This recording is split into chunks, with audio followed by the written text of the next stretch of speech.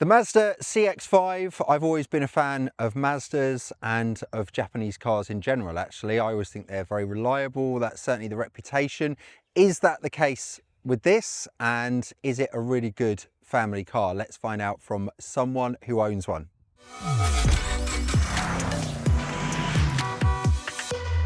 So Rick, this is your Mazda CX-5. Yes. So how long have you had this for? 4.5 years, something like that. Bought it towards the end of 2020. Bought it second hand, but it didn't have too many miles on the clock, and it was in a good condition. So it was, yeah, totally the right model to buy. And so what else was on your radar at that time? Did you have a short list? Well, you know, it's a weird thing with Mazdas for me.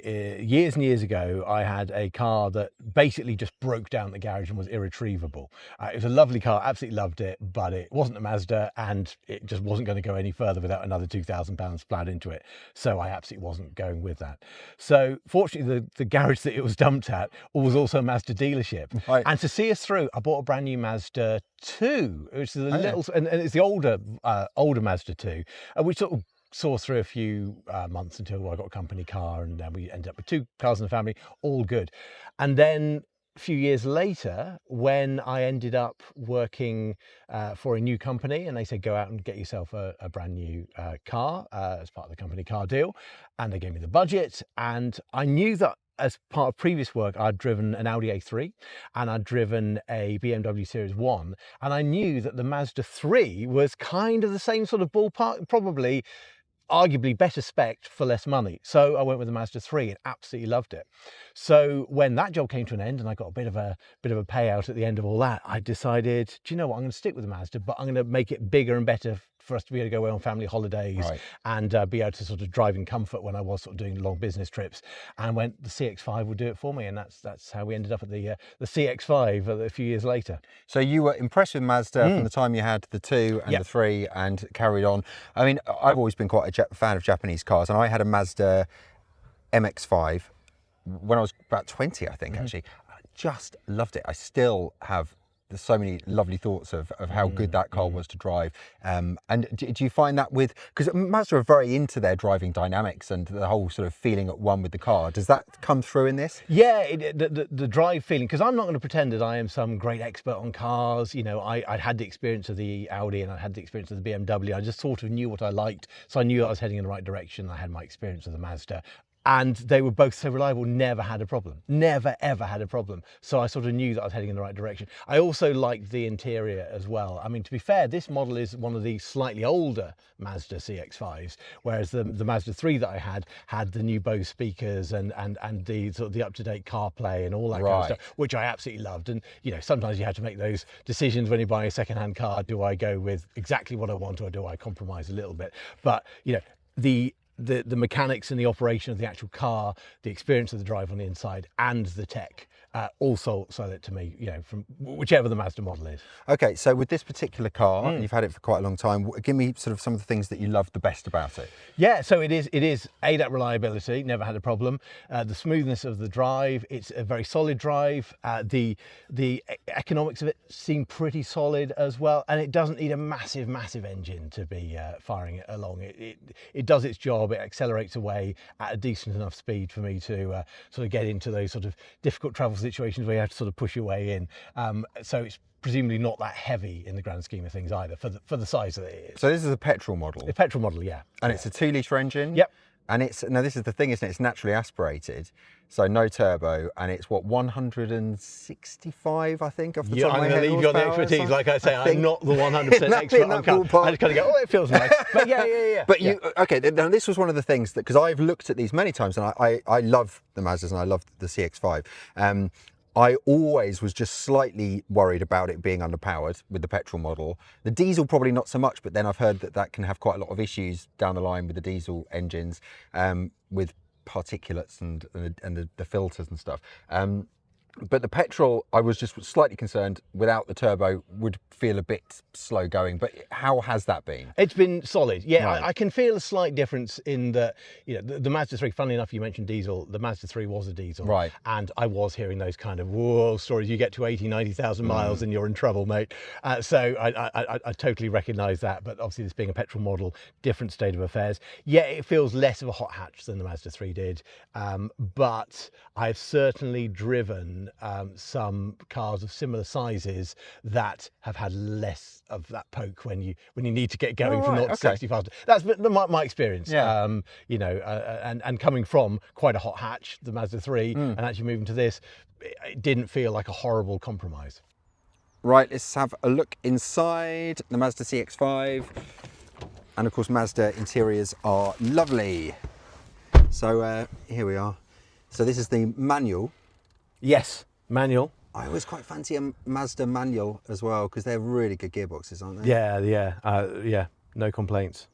And just talk me through sort of the infotainment and what you've got here that you use the most. Sure. I mean, once again, it's one of those things that I've been meaning to get round to because this is the old infotainment unit and we can upgrade it to Apple CarPlay and all that kind of stuff. And at some stage, I really would love to do that. But yeah, sat nav, massively needed. I've got absolutely no sense of direction, so that is always sort of gets me out of tricky situations. And I've obviously got all the handy little presets in there, so that's been pretty good. Obviously, it's taking a little while to load. Is that usual? Is that normal? Yeah, that's normal. Do you know what? That's a really good point. It is one of those things that does slightly frustrate me. It takes a little while to load, so that's not as good as it could be. But good screen, good information that you need as you go.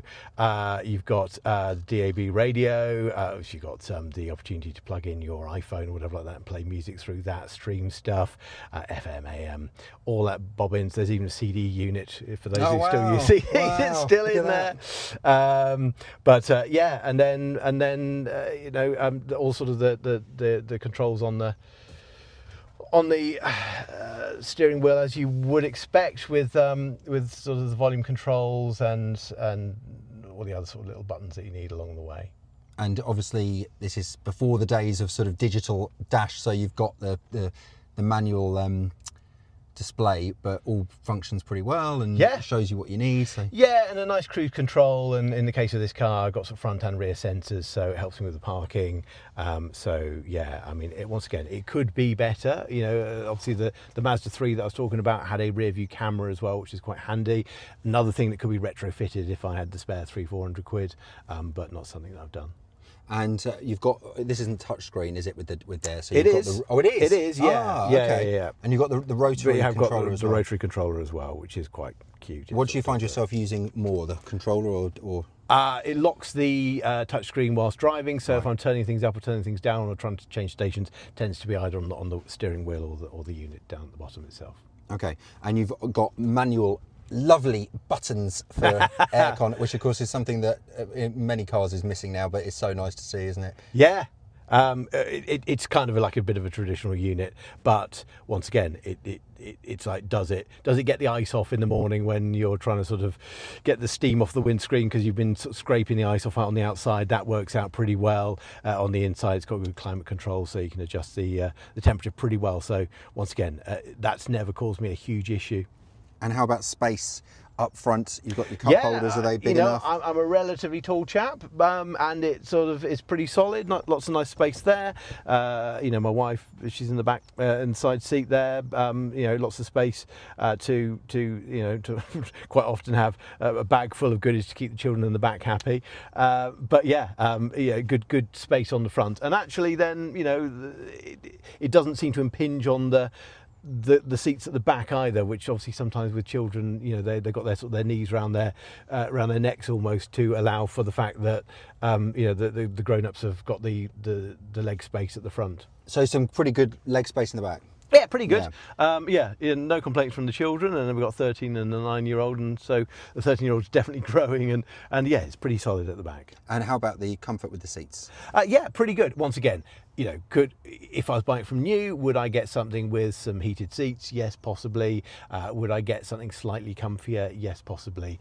But for a car that I couldn't choose the spec of particularly, they're good.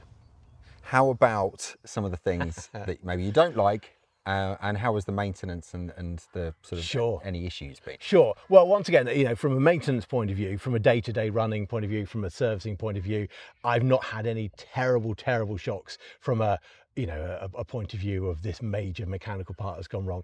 The biggest problem I actually had was when the whole sort of central media unit went, I think it's called a CMU, went completely into some kind of little boot loop, wouldn't boot up, just got stuck like a broken computer would do on the boot disk, and wouldn't fire up the sat nav, was just stuck on the last radio station I listened to, and that wasn't coming up on the screen, nothing coming up on the screen, totally dead. And I took it in and I said, look, what can we do about this?